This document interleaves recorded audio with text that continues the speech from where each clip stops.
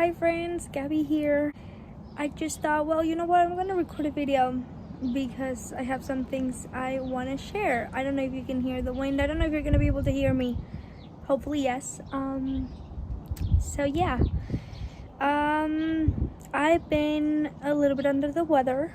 I got COVID, I want to say 3 or 4 days ago, and I was really sick. I was feeling really bad, and I'm finally feeling better, so I just wanted to use that opportunity to sit out here and listen to the birds and read my Bible.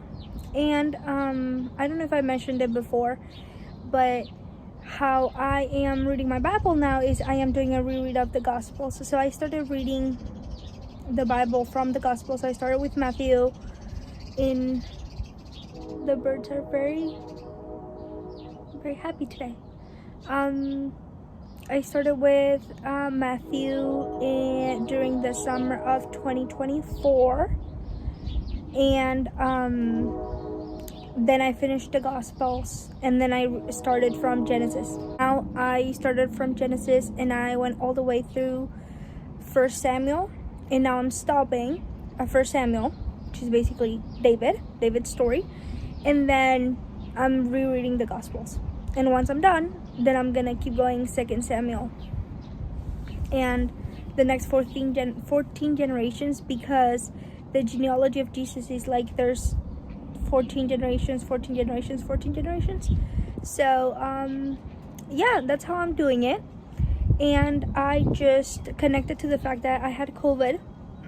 I just wanted to reflect a little bit on one of the things that I was reading. So I started by reading the first 7 chapters of Matthew, and something that really piqued my interest is the fact that you start reading Matthew and the first thing you get is his genealogy, right? Yeah, so 14 generations from Abraham to David, 14 from David to the Babylonian exile, and 14 from the Babylonian exile to the Messiah. So it's basically, I've read the first 14 generations, and then obviously the Gospels. And it's really interesting because now, going back, there's some names I recognize that the first time that I was reading the Gospels, obviously I did not recognize it. And chapter 2 talks about the 3 kings. And for me, being from Mexico, 3 kings and the whole story of the 3 kings is really important. We have 3 Kings Day, that is January 6th, and we celebrate it kind of like a Christmas. We get gifts under the tree and all this, so it was really nice reading it again. Oh, the wind. And then when they go back to Nazareth. And then we jump in Matthew chapter 3 to John the Baptist preparing the way, the baptism of Jesus. And then this was the part that was the most outstanding to me. It's like chapter 4 is the temptation. Right away. We're just learning and hearing and studying about Jesus and all his genealogy and how he was born, and the first conflicts when he was born, that they had to go to Egypt, they had to go to Nazareth. And it's crazy because we don't really know anything about him yet, just that he was baptized by John the Baptist, and that heaven opens and God says, this is my dearly loved son who brings me great joy. That's all we know about him. And then there's a whole chapter on temptation, which is crazy to me, because as I was sick, I was thinking, well, obviously those 4 days that I was really sick, I did not open my Bible, I did not pray, I did not listen to Mass, I didn't do anything. I was just so exhausted and recovering and just so tired that I was just playing on my Switch and Animal Crossing all day, which is okay. It's not a toxic thing to do. I was recovering, but at the same time, it made me think of how when I'm the most sick, instead of going to God, I go the other way. Instead of saying, hey God, I'm sick, please give me comfort, heal me, give me strength, give me rest. Instead of that, I just played Animal Crossing for like 12 hours straight. And it was just weird to me because I was eating really bad. I ate really bad these past 4 days. Like, yeah, pasta and pizza, and my husband's been really, really nice taking care of me. But I haven't been like really nourishing my body with the important things, not just like a good meal, but also my Bible. And instead of that, I just ate stuff that is not the healthiest, and then I didn't open my Bible at all. And obviously now saying it, now that I'm feeling better and I'm happy opening my Bible and like that, I feel like, well, ain't that bad.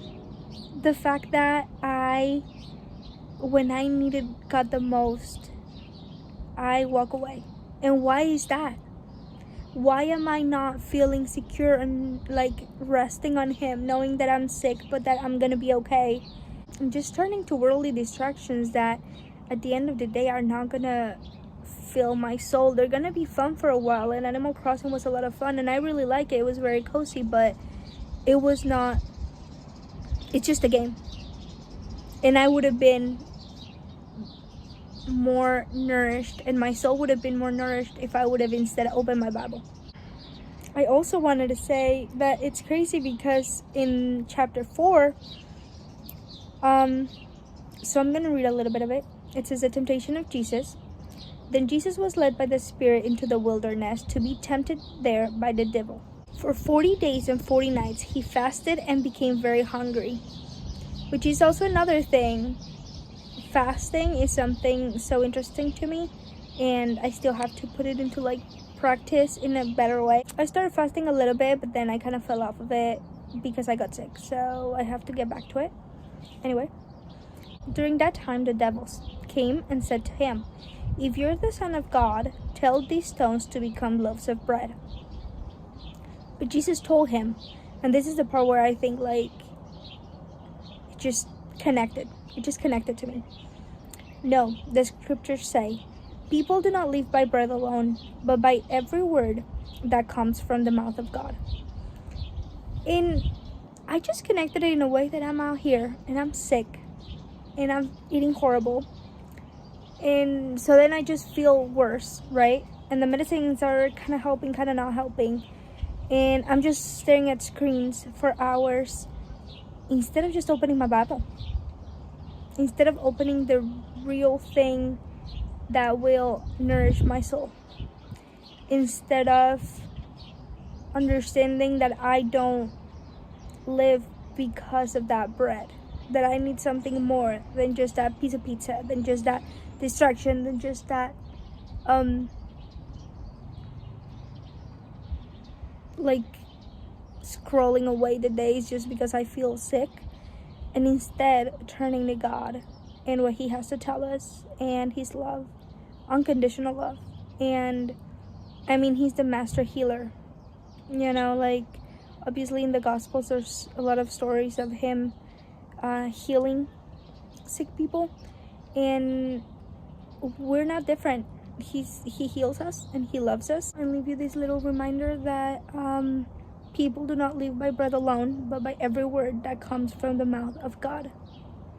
So if you're sick or you're going through something that you feel like your mind, your soul, your body needs some healing, just remember that He's the real bread. His word has all the answers for us. And also give yourself some grace. Looking back on that, it's like, I could have done things different, but also I was very sick and I was not feeling good. So, and I give some grace because I know He gives me grace, and He loves me and accepts me and knows that I'm trying my best.